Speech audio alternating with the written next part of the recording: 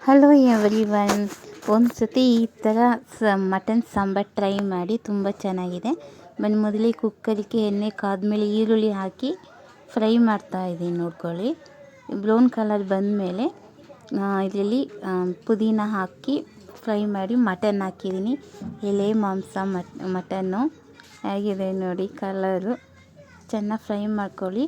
ಈ ಸಮೀಪದಲ್ಲಿ ನಾನು ಉಪ್ಪಾಕಿದ್ದೀನಿ. ಉಪ್ಪಾಕಿ ಚೆನ್ನಾಗಿ ಫ್ರೈ ಮಾಡ್ತಾಯಿದ್ದೀನಿ ನೋಡಿ. ಅದು ಎಣ್ಣೆ ಎಲ್ಲ ನೀರೆಲ್ಲ ಚೆನ್ನಾಗಿ ಬಿಡಬೇಕಲ್ಲ. ಒಂದು ಪ್ಲೇಟ್ ಮುಚ್ಕೊಳ್ಳಿ. ಮತ್ತು ಜಾರಿಗೆ ಮೆಣಸು, ಚಕ್ಕೆ, ಲವಂಗ, ಬೆಳ್ಳುಳ್ಳಿ, ಶುಂಠಿ, ಈರುಳ್ಳಿ, ಕೊತ್ತಂಬರಿ ಹಾಕ್ಕೊಳ್ಳಿ. ಮತ್ತು ಪುದೀನ, ಹಸಿಮೆಣ್ಸಿನ್ಕಾಯಿ ಹಾಕ್ಕೊಂಡು ಸ್ವಲ್ಪ ನೀರು ಹಾಕಿ ರುಬ್ಕೊಳ್ಳಿ. ಮತ್ತು ಇಲ್ಲಿ ಮಟನ್ ಮಸಾಲ ಹಾಕ್ತಾಯಿದ್ದೀನಿ ನೋಡಿ, ಕುಕ್ಕರ್ಗೆ ಹೇಗೆ ಅಂತ. ಮಟನ್ ಮಸಾಲ ಹಾಕ್ತಾಯಿದ್ದೀನಿ, ಯಾಕಂದರೆ ನಾವು ಹಚ್ಚಿ ಮಸಾಲ ಹಾಕ್ತೀನಿ, ತುಂಬ ಚೆನ್ನಾಗಿ ಸಾರು ಟೇಸ್ಟ್ ಬರುತ್ತೆ, ಚೆನ್ನಾಗಿದೆ ಅಂತ ನಾನು ಇದನ್ನು ಆ್ಯಡ್ ಮಾಡ್ತಾಯಿದ್ದೀವಿ.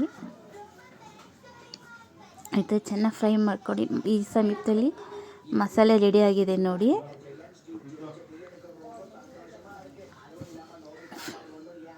ಈ ಮಸಾಲೆ ಹಾಕ್ಕೊಳ್ಳಿ, ರುಬ್ಬಿರೋ ಮಸಾಲೆ ಹಾಕ್ಕೊಳ್ಳಿ.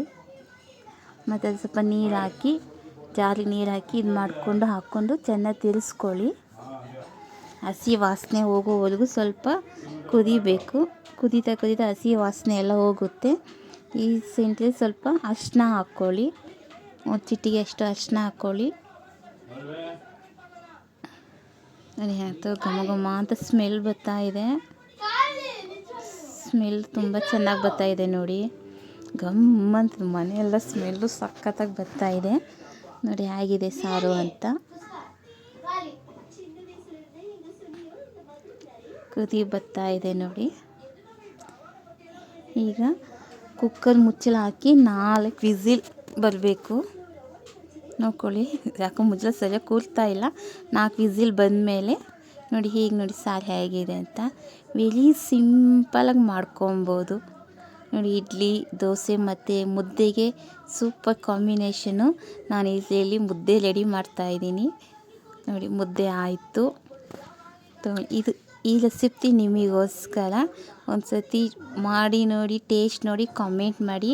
ಹಾಗೆ ನನ್ನ ಚಾನಲ್ ಸಬ್ಸ್ಕ್ರೈಬ್ ಮಾಡಿಕೊಂಡು